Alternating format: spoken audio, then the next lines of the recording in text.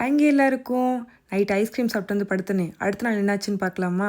காலைல எந்திரிச்சதுலேருந்தே அவ்வளோ டயர்டு, ஒன்றுமே முடியல. என்னடா இது, ஏன்டா ஐஸ்கிரீம் சாப்பிட்டோம் அந்த மாதிரி ஆயிடுச்சு. சரி, கொஞ்சம் கொஞ்சம் வேலையாவது பார்த்தா கொஞ்சம் தெம்பாக இருக்கும் அப்படின்னு சொல்லிட்டு வேலைலாம் பார்க்க ஸ்டார்ட் பண்ணேன். அப்படி இருந்தும் சுத்தமாக முடியல.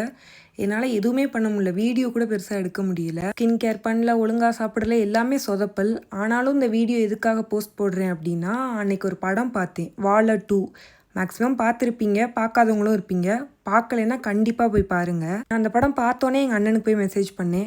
நம்ம எல்லாருமே நம்ம சிப்ளிங்ஸ் கூட சண்டை போட்டு பேசாமல் இருப்போம், அடிச்சுப்போம், எல்லாமே பண்ணிப்போம்.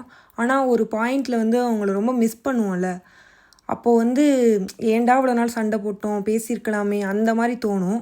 அதுதான் அந்த படத்தில் அழகாக காமிச்சிருந்தாங்க. என்னால் அழுகு கூட கண்ட்ரோலே பண்ண முடியல. ஆல்ரெடி உடம்பு வேறு சரியில்லை, இதில் அழுதுட்டு வேறு இருந்தேன்.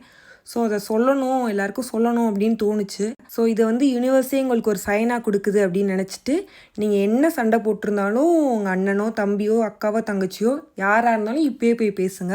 அதுக்காக தான் மெயினாக அந்த வீடியோவே நான் போஸ்ட் போடணும்னு நினச்சேன். நெக்ஸ்ட் வீடியோவில் ஒழுங்காக ஸ்கின் கேர்லாம் பண்ணிட்டு ரெக்கவர் ஆகிட்டு மாசாக ஒரு என்ட்ரி கொடுக்குறேன். ஸோ சப்ஸ்கிரைப் பண்ணிக்கோங்க. டாட்டா.